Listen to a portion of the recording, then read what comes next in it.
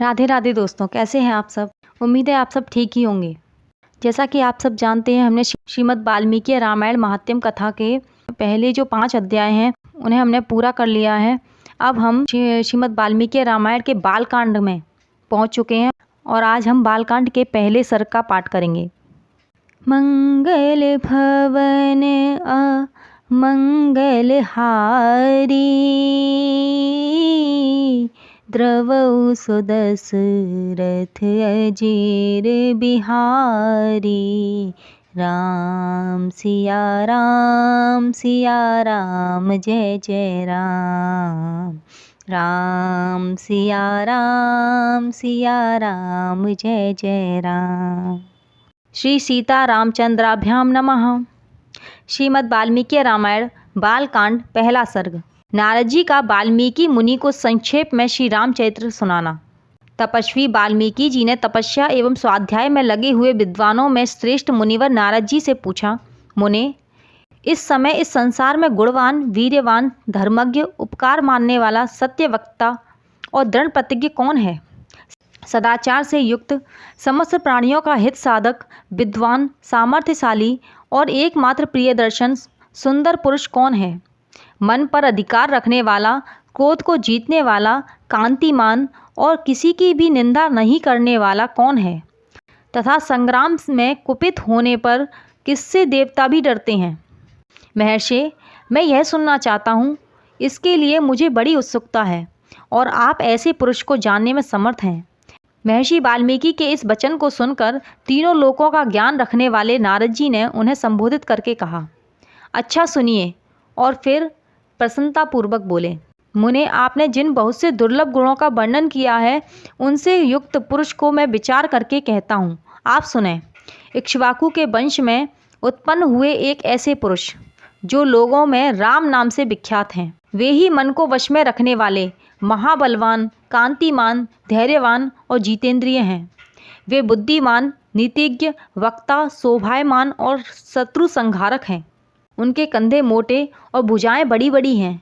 ग्रीवा शंख के समान और थोड़ी मांसल पुष्ट है। उनकी छाती चौड़ी तथा धनुष बड़ा है। गले के नीचे की हड्डी हंसली मांस से छिपी हुई है। वे शत्रुओं का दमन करने वाले हैं। भुजाएं घुटने तक लंबी हैं।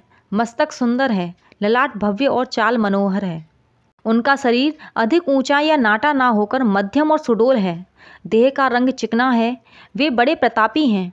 उनका वक्ष स्थल भरा हुआ है। आंखें बड़ी बड़ी हैं। वे शोभायमान और शुभ लक्षणों से संपन्न हैं। धर्म के ज्ञाता, सत्य प्रतिज्ञ तथा प्रजा के हित साधन में लगे रहने वाले हैं। वे यशस्वी, ज्ञानी, पवित्र, जितेंद्रिय और मन को एकाग्र रखने वाले हैं। प्रजापति के समान पालक, श्री संपन्न, बैरी विध्वंसक और जीवों तथा धर्म के रक्षक हैं। अधर्म और स्वजनों के पालक, वेद वेदांगों के तत्ववेता तथा धनुर्वेद में प्रवीण हैं। वे अखिल शास्त्रों के तत्वज्ञ, स्मरण शक्ति से युक्त और प्रतिभा संपन्न हैं। अच्छे विचार और उदार हृदय वाले वे श्री रामचंद्र जी बातचीत करने में चतुर तथा समस्त लोगों के प्रिय हैं। जैसी नदियाँ समुद्र में मिलती हैं, उसी प्रकार सदा राम से साधु पुरुष मिलते रहते हैं। वे आर्य एवं सब में समान भाव रखने वाले हैं। उनका दर्शन सदा ही प्रिय मालूम होता है। संपूर्ण गुणों से युक्त वे श्री रामचंद्र जी अपनी माता कौशल्या के आनंद बढ़ाने वाले हैं। गंभीरता में समुद्र और धैर्य में हिमालय के समान हैं। वे विष्णु भगवान के समान बलवान हैं। उनका दर्शन चंद्रमा के समान मनोहर प्रतीत होता है। वे क्रोध में कालग्नि के समान और क्षमा में पृथ्वी के सदृश हैं। त्याग में कुबेर और सत्य में द्वितीय धर्मराज के समान हैं। इस प्रकार उत्तम गुणों से युक्त और सत्य पराक्रम वाले सद्गुणशाली अपने प्रियतम ज्येष्ठ पुत्र को, जो प्रजा के हित में संलग्न रहने वाले थे, प्रजा वर्ग का हित करने की इच्छा से राजा दशरथ ने प्रेमवश युवराज पद पर अभिषिक्त करना चाहा। तदंतर राम के राज्याभिषेक की तैयारियां देखकर रानी कैकेयी ने, जिसे पहले ही वर दिया जा चुका था, राजा से यह वर मांगा कि राम का निर्वासन, वनवास और भरत का राज्याभिषेक हो। राजा दशरथ ने सत्य वचन के कारण धर्म बंधन में बंधकर प्यारे पुत्र राम को वनवास दे दिया। कैकेयी का प्रिय करने के लिए पिता की आज्ञा के अनुसार उनकी प्रतिज्ञा का पालन करते हुए वीर रामचंद्र वन को चले। तब सुमित्रा के आनंद बढ़ाने वाले विनयशील लक्ष्मण ने भी जो अपने बड़े भाई राम को बहुत ही प्रिय थे। अपने सुबंधुत्व का परिचय देते हुए स्नेहवश वन को जाने वाले बंधुवार राम का अनुसरण किया और जनक के कुल में उत्पन्न सीता भी, जो अवतीर्ण हुई देवमाया की भांति सुंदरी, समस्त शुभ लक्षणों से विभूषित, स्त्रियों में उत्तम, राम के प्राणों के समान प्रियतमा पत्नी तथा सदा ही पति की हित चाहने वाली थी, रामचंद्र जी के पीछे चली। जैसे चंद्रमा के पीछे रोहिणी चलती है, उस समय पिता दशरथ ने अपना सारथी भेजकर और पुरवासी मनुष्यों ने स्वयं साथ जाकर दूर तक उनका अनुसरण किया। फिर श्रृंगवेरपुर में गंगा तट पर अपने प्रिय निषादराज गुह के पास पहुंचकर धर्मात्मा श्री रामचंद्र जी ने सारथी को अयोध्या के लिए विदा कर दिया। निषादराज गुह, लक्ष्मण और सीता के साथ राम ये चारों एक वन से दूसरे वन में गए। मार्ग में बहुत जलों वाली अनेकों नदियों को पार करके भरद्वाज के आश्रम पर पहुँचे और गुह को वहीं छोड़ आज मुनि की आज्ञा से चित्रकूट पर्वत पर गए। वहाँ वे तीनों देवता और गंधर्वों के समान वन में नाना प्रकार की लीलाएं करते हुए एक रमणीय पर्णकुटी बनाकर उसमें सा आनंद रहने लगे। राम के चित्रकूट चले जाने पर पुत्र शोक से पीड़ित राजा दशरथ उस समय पुत्र के लिए उसका नाम ले लेकर विलाप करते हुए स्वर्गवासी हुए। उनके स्वर्ग गमन के पश्चात वशिष्ठ आदि प्रमुख ब्राह्मणों द्वारा राज संचालन के लिए नियुक्त किए जाने पर भी महाबलशाली वीर भरत ने राज की कामना न करके पूज्य राम को प्रसन्न करने के लिए वन को ही प्रस्थान किया।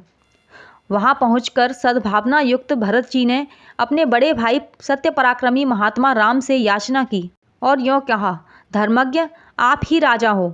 परंतु महान यशस्वी परम उदार प्रसन्न मुख महाबली राम ने पिता के आदेश का पालन करते हुए राज्य की अभिलाषा न की और उन भरत अग्रज ने राज्य के लिए न्यास चिन्ह रूप में अपनी खड़ाऊं भरत को देकर उन्हें बार बार आग्रह करके लौटा दिया।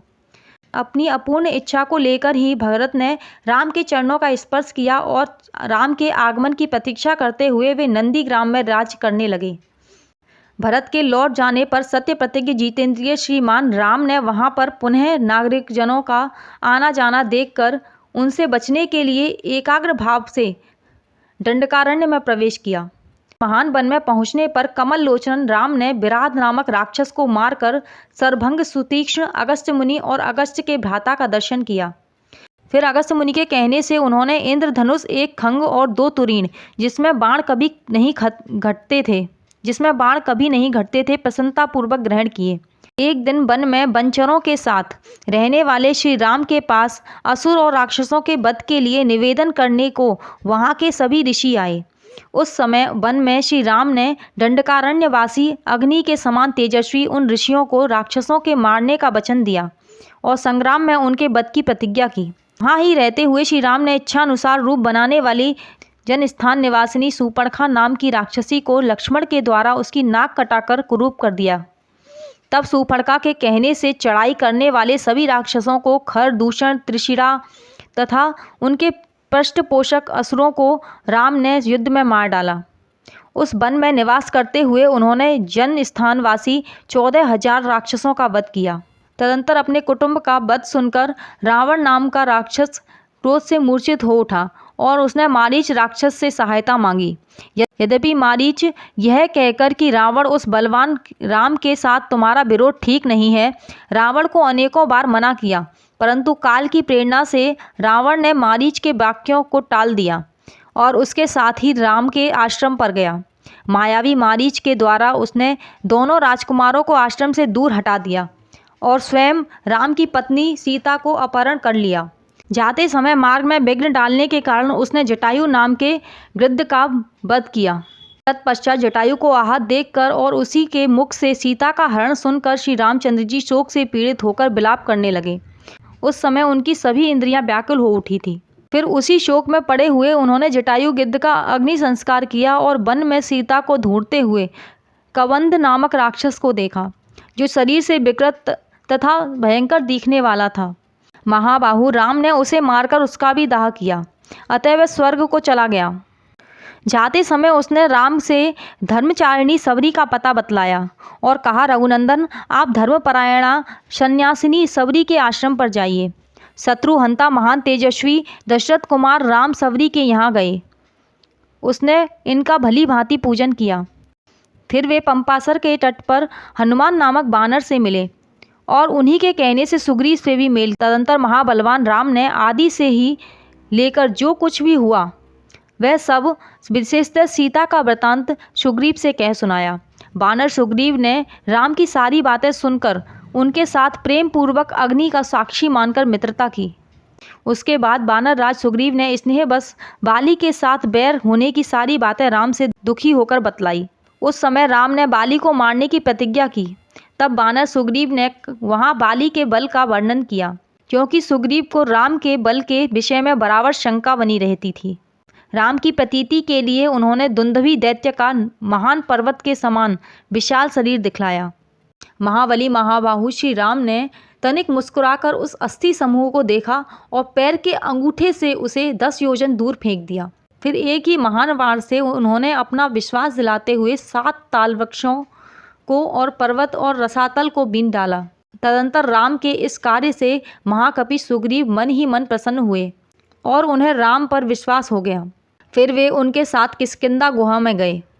वहाँ पर सुवर्ण के समान पिंगल वर्ण वाले वीरवर सुग्रीव ने गर्जना की।